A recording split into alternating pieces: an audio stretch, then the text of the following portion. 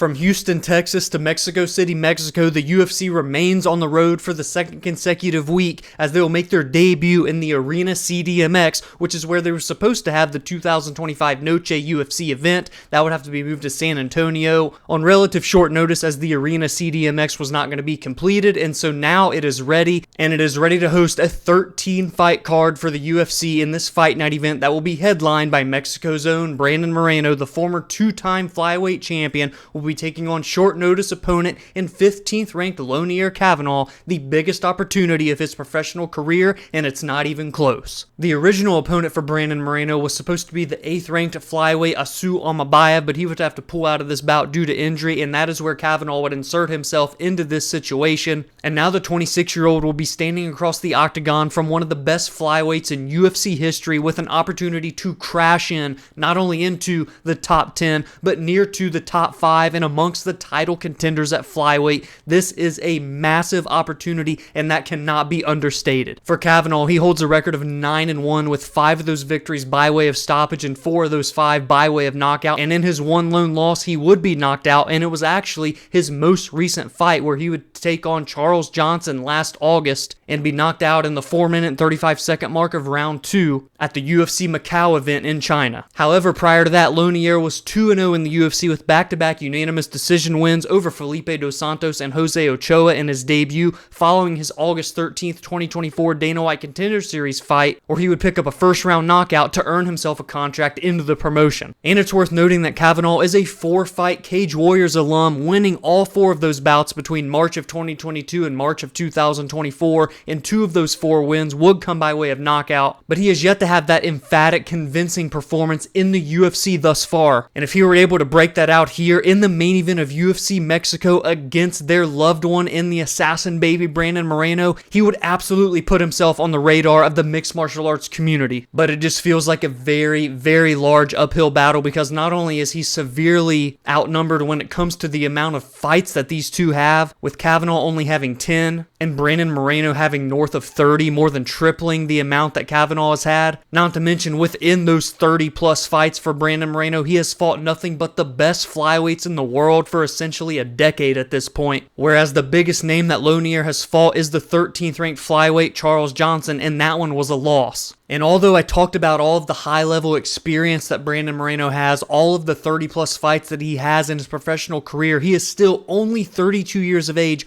right in his prime where we see most fighters hit. However, finds himself in a spot where he has lost 3 of his last 5 bouts, and his most recent fight was also a loss. That came against Tatsuro Taira, who is now slated to take on Joshua Van for the Flyweight Championship on April 11th at UFC 327 in Miami, Florida. So, of course, that loss is aging like a fine wine, but I digress. A loss is a loss, and it was the first time that Brandon Moreno had ever been finished inside of the UFC octagon, and in his entire career in general, as before that, the 8 losses that he had were all by way of decision, making him one of the most durable fighters in flyweight history. And of course, it sounds bad when I say that he's lost 3 of his last 5, but if you want to shorten that amount of time, he's actually won 2 of his last 3, so it just depends on how you want to view it. If you're a Brandon Moreno fan, you would go with the latter, because before that Tatsuro Taira loss that would come less than 3 months ago on December 6th at UFC 323, the final pay-per-view of 2025 and UFC history, hopefully, he would win back-to-back fights over Steve Erceg, a former title challenger, and Amir Albazi, who is still ranked amongst the top 10 at flyweight, and prior to that fight against Brandon was even higher, I believe even in the top 5. And both of those fights were main events, and both of them went the full 25 minutes, and Brandon Moreno would essentially control all of the big portions and most important aspects of each of those respective fights over the 50 combined minutes of cage time. And so now the assassin baby looks to right the ship again. This is not something that is new to him. That is not unfamiliar territory to be coming off of a loss and be able to get back in that win column and scratch and claw his way back into title contention. And that is exactly what this opportunity is for Brandon Moreno here at UFC Mexico in his home country. And not only does Brandon Moreno have so many more fights than his opponent, but he also just has a larger arsenal of weaponry when it comes to his mixed martial arts skills titles, as he has finished 16 of his 23 victories with 5 knockouts, 11 submissions, and is one of the most crisp boxers in the flyweight division, hands down, but is no slouch when it comes to the grappling realm either, whether that be offensively or defensively. I just don't see a lot of holes in Moreno's game, at least that someone like Lone'er Kavanagh, who is still so young into the fight game, can capitalize on. That's just my opinion. But if you're seeing something differently, let me know down in the comments below. Do you think Lone'er Kavanagh has an opportunity to play big time spoiler, come into enemy territory in Brandon Moreno's home country, and cash as a betting underdog, pull off a big time upset, and absolutely catapult himself all the way up the rankings into the top 10, and as I stated in the beginning, near title contention in a spot where he could be potentially 1 or 2 wins away from getting a crack at gold, all off of a victory over Brandon Moreno, the former 2-time champion, with aspirations to make that number 3. Give me your thoughts and your predictions for this UFC Mexico main event down in the comments below. We have got a scrap in the co-main event of UFC Mexico, as we will see the former title challenger Marlon Vera looking to right the ship in a very, very desperate situation against the surging Mexican that is David Martinez, on the come up right now at 135. The 9th ranked Marlon Vera has lost 4 of his last 5 bouts and enters UFC Mexico on a 3-fight losing streak to Ailin Zahabi, Davison Figueiredo, and Sean O'Malley in what was a title fight back in March of 2024,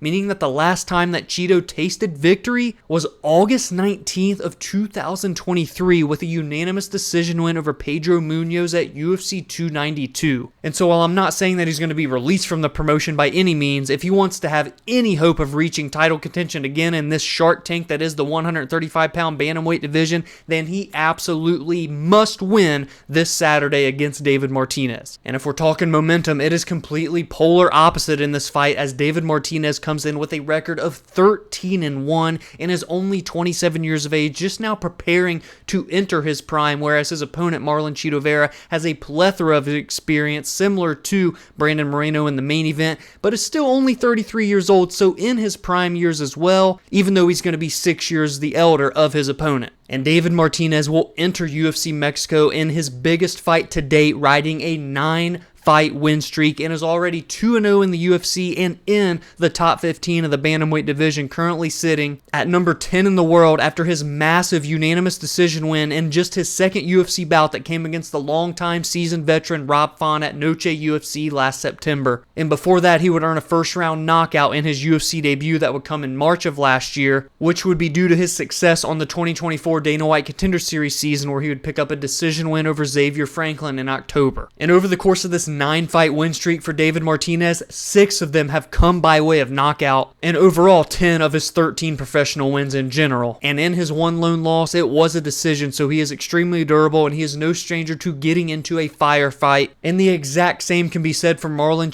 Vera, as in his 11 professional losses, not once has he ever been finished, but instead all 11 have seen the judges' scorecards. Meaning that if David Martinez can come in here and somehow find a way to not only win, but knock out Marlon Vera, he is absolutely deserving to be considered an elite level bantamweight right now in 2026. And more often than not, when Marlon Vera gets a victory, it's because he's stopping his opponents, as he has finished 18 of his 23 victories, meaning that if fights do go to the scorecards, they go the full 15 or the full 25, which has happened 17 times in Marlon Vera's career. He has only been victorious in 5 of those, going 5-11-1. And so it's very possible here that David Martinez doesn't have to pull off some sort of crazy knockout to earn a victory over Marlon Vera, but instead he could find a way to outpoint him and outstrike him as well to lead a path to victory. And so in this one, it's not the young up-and-comer that faces a large uphill battle, but it is the longtime veteran Marlon Vera, who desperately needs a win in the worst way. And we do have another top 15 matchup on this UFC Mexico card, and we travel to the women's bantamweight division to see it, as we will have back-to-back fight nights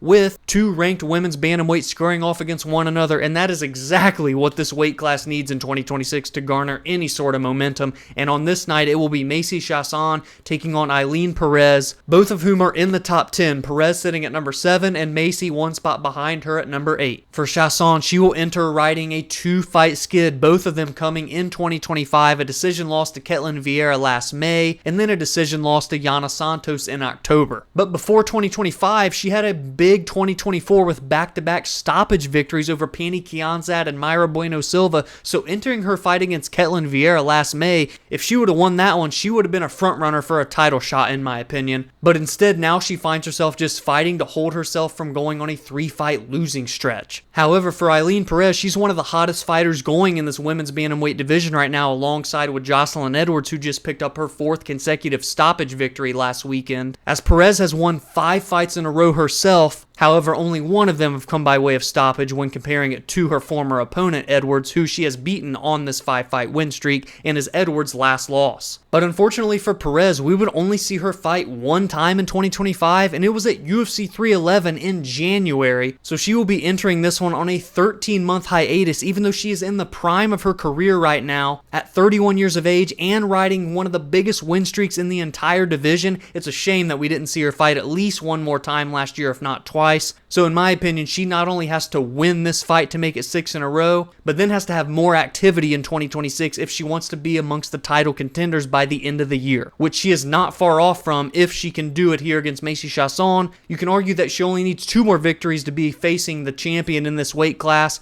and maybe only 1 depending on if it's a big jump or not next. The 31-year-old Argentinian is 12-2 overall and has finished half of those 12 with 4 knockouts and 2 submissions, and has not lost since September of 2022 in what was her UFC debut, where she would be submitted by Stephanie Egger, and hasn't looked back since. And if she can pick up this victory against Macy Chiasson, it will unquestionably be the biggest win of her career, and she can continue to push forward as one of the biggest names and biggest prospects in this desperate women's bantamweight division. And obviously throughout the remainder of this event, we have a plethora of Mexican fighters, including a lightweight featured bout clash between Daniel Zellhuber and King Green, where Zellhuber will be looking to bounce back from his 2-fight skid that he finds himself on, as prior to that he was absolutely surging in this lightweight division. And the longtime veteran King Green is coming off of a victory over a debutant in his most recent fight last December, where he would earn a split decision win over Lance Gibson Jr. So now it's time for me to turn the discussion over to you, and I want to get all of your thoughts, your predictions, and your bets for this UFC Mexico card down in the comments below. Will Brandon Moreno hold his spot amongst the title contenders at flyweight, or will Lone'er Kavanagh shock the world on Saturday night? If you enjoyed this breakdown, please be sure to drop a like and subscribe to the channel if you are new, because every single week I break down and preview the biggest and best fights and storylines heading into each weekend.